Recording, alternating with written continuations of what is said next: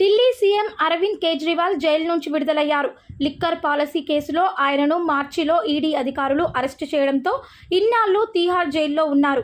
ఈ రోజు ఆయనకు సుప్రీంకోర్టు మధ్యంతర బెయిల్ ఇవ్వడంతో జైలు నుంచి విడుదలయ్యారు. ఆయన పార్లమెంట్ ఎన్నికల ప్రచారంలో పాల్గొనేందుకు యాప్ ఏర్పాట్లు చేసింది.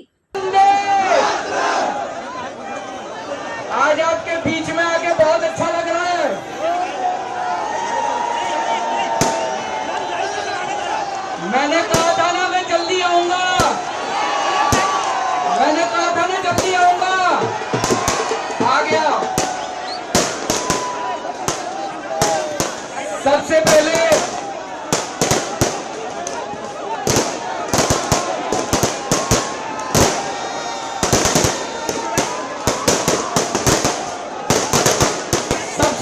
मैं